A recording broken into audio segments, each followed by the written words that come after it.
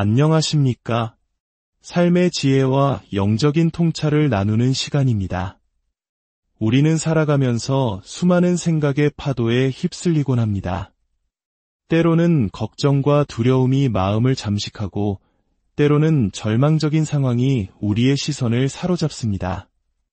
바로 그 순간 당신의 마음은 어디를 향하고 있습니까? 오늘 우리는 생각의 방향이 어떻게 우리의 현실을 창조하는지, 그리고 믿음의 선포가 어떻게 불가능을 가능으로 바꾸는지에 대한 깊은 이야기 속으로 들어가 보려 합니다. 이 이야기가 당신의 마음에 울림을 준다면 좋아요와 구독으로 이 긍정의 에너지를 더 많은 분들과 함께 나눠주시길 바랍니다. 당신의 작은 손길 하나가 누군가에게는 큰 위로와 희망의 빛이 될 수 있습니다.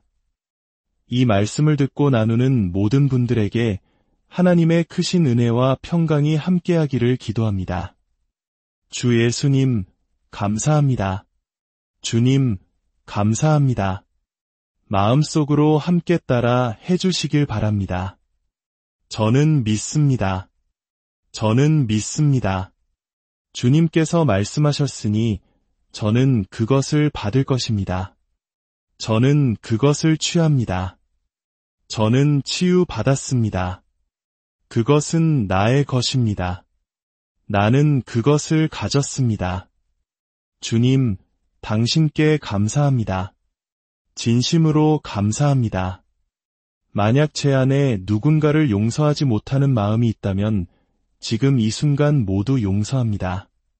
주님, 감사합니다. 오늘 우리가 나눌 말씀의 핵심은 고통이라는 단어에서 시작됩니다. 이사야서에 나오는 그가 찔림은에서 찔림으로 번역된 히브리 원어는 사실 고문하다, 고통을 주다라는 의미를 담고 있습니다. 성경은 말합니다. 온전한 사랑이 두려움을 내쫓나니 두려움에는 형벌, 즉 고통이 따름이라. 그렇습니다. 사랑하는 성도 여러분, 오늘 밤 이 자리에 두려움과 고통이 머무를 곳은 없습니다. 어떤 분은 이렇게 말할지도 모릅니다. 제 상황을 모르셔서 하시는 말씀입니다. 제 삶에는 고통받을 이유가 너무나도 많습니다. 맞습니다. 저에게도 오늘 밤 얼마든지 고통스러워할 수 있는 문제들이 있습니다. 하지만 저는 그 문제들에 얽매여 괴로워하는 것보다 훨씬 더 중요한 할 일이 있습니다. 바로 제 생각과 마음을 지키는 것입니다. 우리의 마음이 움직이는 원리는 간단합니다. 당신이 마음을 정하고 생각을 집중하고 시선을 고정하는 곳으로 당신은 나아가게 됩니다. 당신이 바라보는 것, 당신이 마음을 쏟는 그것이 바로 당신이 가는 목적지가 됩니다. 그리고 당신이 집중하고 마음을 고정하는 대상은 당신의 삶의 공급의 원천이 됩니다. 만약 그 대상이 하나님이 아니라면 그것은 우상 숭배에 지나지 않습니다. 당신을 괴롭히는 그 문제에서 당신의 생각을 떼어내십시오. 마음을 돌리십시오. 문득 그 생각이 떠오르거든 그 즉시 멈춰서서 큰 소리로 외치십시오. 아니, 나는 그 생각을 거부한다. 나는 그 거짓된 상상을 내쫓는다. 나는 내 마음을 거기에 고정하지 않을 것이다. 사탄아, 너는 내가 원하지 않는 생각을 하도록 강요할 수 없다. 그 누구도 당신이 원하지 않는 생각을 하도록 강요할 수 없습니다. 어린 시절 어른들의 말씀에 반항하며 고집을 부렸던 기억이 있으십니까? 하기 싫은 일을 억지로 시킬 때 속으로 절대 안 해라고 버텼던 그 완고함을 기억하십니까? 이제 그 반항심을 올바른 방향으로 사용하십시오. 마귀에게 반항하십시오. 질병과 가난에 저항하십시오. 파산과 절망에 맞서 싸우십시오. 그리고 영원하신 전능의 하나님 앞에서 선포하십시오. 나는 다시는 그 절망의 자리로 돌아가지 않겠다. 그리고 당신의 마음을 위에 있는 것, 하늘의 것에 고정하십시오. 아멘. 한 가지 이야기를 들려드리겠습니다. 20세기 미국 기독교계에 큰 영향을 미친 오랄 로버츠 목사님의 일화입니다. 어느 학교의 교실에 한 꼬마가 있었습니다. 선생님이 모두 일어서라고 했지만 그 아이만 꿋꿋이 앉아 있었습니다. 선생님이 회초리를 들고 책상을 치며 소리쳤습니다. 애아, 당장 일어서지 못하겠니? 아이는 마지못해 일어섰습니다. 그러고는 이렇게 중얼거렸습니다. 괜찮아요. 제 몸은 서 있지만 제 마음은 여전히 앉아 있거든요. 여러분, 이것이 바로 영적 저항의 자세입니다. 세상이 우리를 억누르고 절망적인 상황에 무릎 꿇리려 할지라도 우리의 내면, 우리의 영혼은 하나님의 약속 위에 굳건히 서 있어야 합니다. 오늘 우리는 요한복음 14장의 말씀을 깊이 묵상해 보고자 합니다. 마치 질긴 스테이크를 씹는 것과 같습니다. 처음에는 딱딱하고 힘겹게 느껴질지 모르지만 씹으면 씹을수록 깊은 맛과 풍미가 우러나오는 것처럼 하나님의 말씀은 묵상할수록 더욱더 달콤하고 풍성해집니다. 오늘 밤 우리는 이 생명의 말씀으로 영혼의 만찬을 즐길 것입니다. 다 함께 기도합시다. 주님, 제 마음을 엽니다. 제 생각을 엽니다. 주님의 말씀을 듣기 위해 제 모든 것을 엽니다. 할렐루야. 요한복음 14장 10절입니다. 내가 아버지 안에 거하고 아버지는 내 안에 계신 것을 내가 믿지 아니하느냐? 내가 너희에게 이르는 말은 스스로 하는 것이 아니라 아버지께서 내 안에 계셔서 그의 일을 하시는 것이라. 12절은 더욱 놀라운 약속을 담고 있습니다. 내가 진실로 진실로 너희에게 이르노니 나를 믿는 자는 내가 하는 일을 그도 할 것이요 또한 그보다 큰 일도 하리니 이는 내가 아버지께로 감이라. 어떻게 우리가 감히 예수님이 하신 일을 심지어 그보다 더 큰 일을 할 수 있단 말입니까? 그것은 잘못된 질문입니다. 해답은 바로 10절에 있습니다. 예수님께서 하신 말씀은 스스로 하신 것이 아니라 그분 안에 계신 아버지께서 하신 것입니다. 그 놀라운 기적들 역시 아버지께서 행하신 일입니다. 예수님은 아버지께서 주신 말씀을 선포하셨고 아버지는 그 말씀을 통해 일하셨습니다. 이것이 바로 원리입니다. 이 원리는 예수님이기에 특별히 작동한 것이 아닙니다. 중요한 것은 누가 말하는가가 아니라 믿음 그 자체입니다. 하나님의 말씀이 핵심입니다. 하나님께서 명령하시고 말씀하실 때 그것을 듣고 따르는 사람, 그가 예수님이든 오늘날의 우리든 상관없습니다. 우리 또한 예수님과 함께한 상속자이며 그분의 영과 이름과 말씀과 생명을 소유했기 때문입니다. 예수님이 이 땅에 계실 때 그분 안에 거하셨던 바로 그 아버지가 지금 우리 안에 거하고 계십니다. 그러므로 우리가 하나님께서 듣게 하신 것을 말하고 주님께서 명령하신 것을 행할 때 동일한 역사가 일어나는 것입니다. 예수님께서 나는 아버지가 하시는 것을 본대로 행한다고 말씀하신 것처럼 우리도 그럴 때 동일한 과정이 작동합니다. 하나님을 향한 믿음, 그분의 말씀을 향한 믿음, 그분의 이름을 향한 믿음, 그분의 보혈을 향한 믿음. 믿음은 역사합니다. 14장 21절은 이 원리를 더욱 분명하게 보여줍니다. 나의 계명을 지키는 자라야 나를 사랑하는 자니 나를 사랑하는 자는 내 아버지께 사랑을 받을 것이요 나도 그를 사랑하여 그에게 나를 나타내리라. 예수님은 아버지의 계명을 지키셨고 그것이 바로 아버지를 사랑하는 증거였습니다. 아버지는 그런 아들을 사랑하셨고 아들을 통해 자신을 나타내셨습니다. 예수님의 기적은 바로 이 사랑과 순종의 관계 속에서 일어난 것입니다. 아버지가 말씀하시고 아들이 순종하자 아버지가 일하셨습니다. 이 원리는 구약시대에도 동일하게 나타납니다. 모세가 이스라엘 백성을 이끌고 홍해 앞에 섰을 때를 기억해 보십시오. 뒤에서는 이집트 군대가 쫓아오고 아픈 거대한 바다가 가로막고 있었습니다. 백성들은 불평과 원망을 쏟아냈습니다. 그들에게는 하나님이 자신들을 사랑하신다는 계시가 없었기 때문입니다. 하지만 하나님은 모세에게 말씀하셨습니다. 백성에게 앞으로 나아가라 명하고 내 지팡이를 받아 위로 내밀라. 내가 나머지를 처리하겠다. 모세는 어떻게 했습니까? 하나님이 말씀하신 대로 백성에게 말했고 하나님이 명령하신 대로 지팡이를 내밀었습니다. 그러자 하나님께서 일하셨습니다. 바다가 갈라지는 기적을 행하신 것입니다. 하나님이 말씀하시고 모세가 말했습니다. 하나님이 명령하시고 모세가 행했습니다. 그러자 하나님이 일하셨습니다. 이것이 바로 영적인 공식입니다. 이 원리는 변하지 않으며 마귀도 이것을 바꿀 수 없습니다. 마귀가 할 수 있는 유일한 것은 우리를 속여 이 원리에서 벗어나게 하는 것뿐입니다. 제 아내 글로리아가 이런 심오한 말을 한 적이 있습니다. 만약 상황이 마귀가 말하는 것처럼 정말 나쁘다면 마귀는 거짓말을 할 필요가 없을 것이다. 그렇습니다.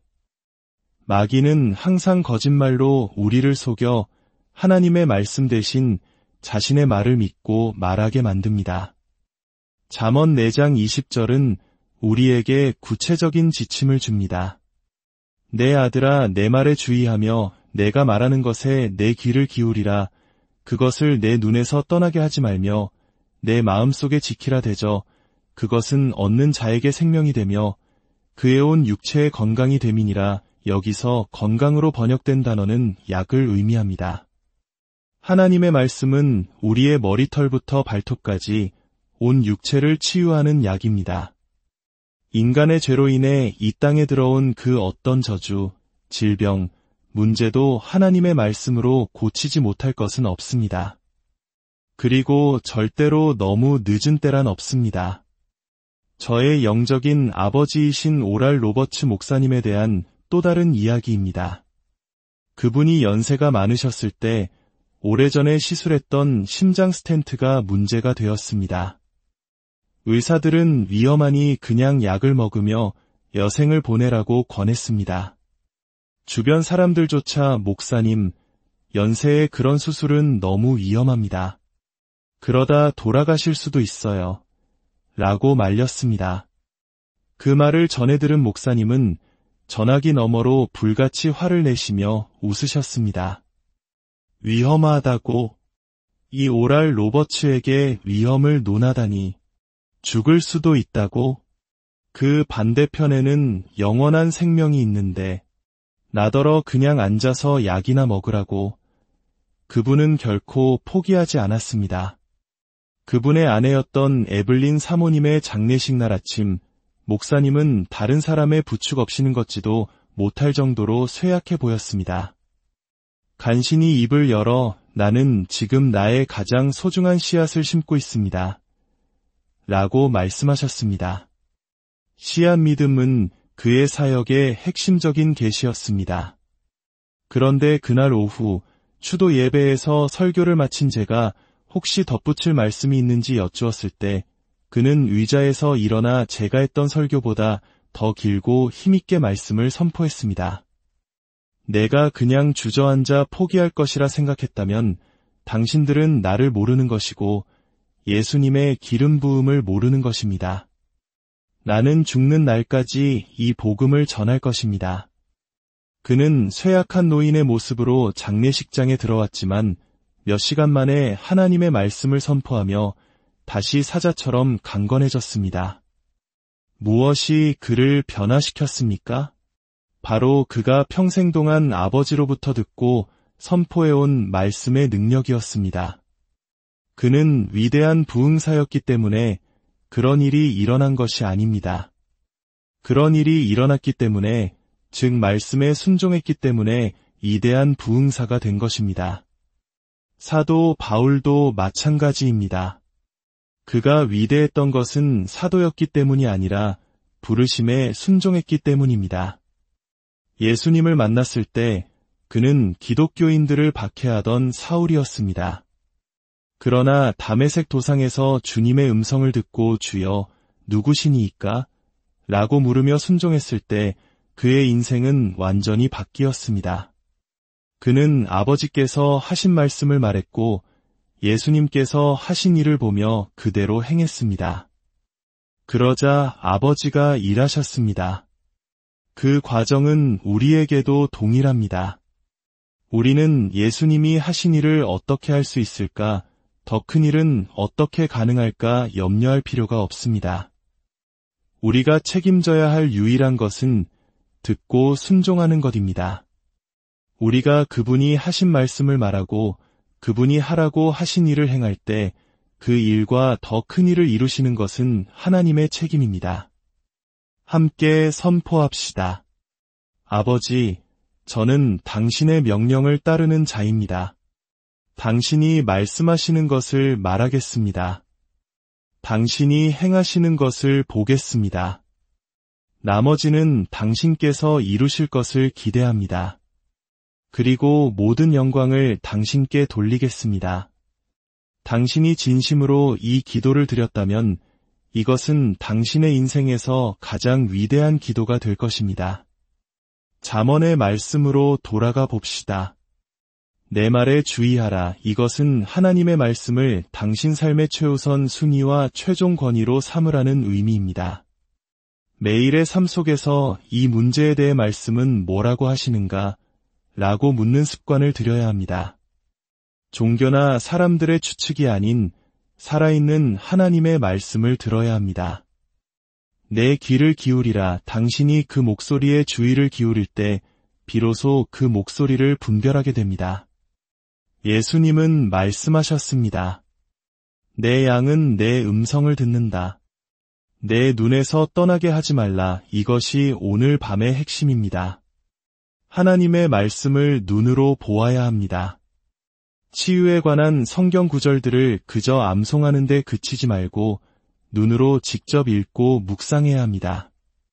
지난 11월 제게 독감 증상이 찾아왔습니다. 저는 즉시 치유의 말씀들을 선포하기 시작했지만 일주일 내내 차도가 없었습니다. 오히려 금요일 오후가 되자 상태는 더 악화되었습니다. 저는 주님 앞에 엎드렸습니다. 주님, 당신의 말씀은 틀릴 수 없습니다. 제가 어딘가에서 놓친 것이 분명합니다. 무엇입니까? 그리고 잠잠히 귀를 기울였습니다. 그때 제 안에서 음성이 들려왔습니다. 내 말이 내 온 육체에 약이 된다고 한 것을 기억하느냐? 저는 성경을 펴서 그 구절을 다시 읽었습니다. 주님은 계속 말씀하셨습니다. 그것을 내 눈앞에 두라고 한 것에 주목하여라. 감자의 기억이 누군가를 배부르게 한 적은 없다. 감자의 모양과 냄새와 맛을 기억할 수는 있지만 영양분을 얻으려면 그것을 직접 먹어야 한다. 하나님의 말씀도 마찬가지입니다. 눈을 통해 우리 영혼의 시스템 안으로 들어와야 합니다. 그제야 저는 깨닫고 깊이 회개했습니다. 그리고 다시 성경을 펴서 치유에 관한 모든 구절을 암송하는 대신 하나하나 눈으로 읽기 시작했습니다. 출애굽기 23장에 내가 너희의 양식과 물의 복을 내리고 너희 중에서 병을 제하리니 내 날의 술을 내가 채우리라는 말씀을 읽을 때 제 영혼은 기쁨으로 소리쳤습니다. 30분도 채 되지 않아 증상이 사라졌습니다. 며칠 후 증상이 다시 찾아오려 할 때 저는 똑같이 말씀을 눈으로 읽었고 30초 만에 증상은 완전히 사라졌습니다. 무슨 일이 일어난 것일까요? 저는 영적인 예방접종을 한 것입니다. 하나님의 말씀에 대한 영적 면역력이 생긴 것입니다. 갈라디아서 3장 13절에 그리스도께서 우리를 위하여 저주를 받은 바 되사 율법의 저주에서 우리를 속량하셨으니 라는 말씀과 율법의 저주에 명시된 각종 질병들을 번갈아 읽으며 입으로 선포했습니다. 나는 염증의 저주에서 구속받았다. 나는 고열의 저주에서 해방되었다. 이것이 바로 예방의학입니다. 사랑하는 여러분, 하나님께서는 모든 은혜를 우리에게 넘치게 하실 능력이 있으십니다. 그것은 우리가 구하거나 생각하는 모든 것보다 더욱 풍성하고 넘치는 것입니다. 그분은 우리의 영과 혼과 몸, 이 모든 통합된 시스템이 온전하게 되기를 원하십니다. 우리의 영은 말씀으로 강건하고 우리의 혼은 의심과 두려움에서 자유하며 우리의 몸은 성령이 거하시는 거룩한 성전으로서 질병 없이 건강해야 합니다. 지금 이 순간 하늘에서는 당신의 인생에 부어주실 가장 위대한 축복을 위한 카운트다운이 시작되고 있습니다. 당신이 평생 동안 심었던 모든 것에 대한 100배의 결실을 위한 카운트다운이 진행 중입니다. 10, 9, 8, 3, 2, 1, 발사. 우리의 모든 시스템이 하나님의 뜻 안에서 정상 작동할 때 이 놀라운 축복은 현실이 될 것입니다. 다 함께 외칩시다. 모든 시스템, 정상 작동, 주 예수님의 이름으로 기도합니다. 당신의 영과 혼과 몸이 온전히 강건하며 하나님의 의로움으로 가득 차기를 축복합니다. 당신의 삶의 모든 영역에서 하나님의 선하심과 능력이 나타나기를 선포합니다. 주님, 이 말씀을 듣는 모든 이들에게 하늘의 지혜와 능력을 부어주시고 그들의 믿음의 선포를 통해 기적이 일어나게 하옵소서.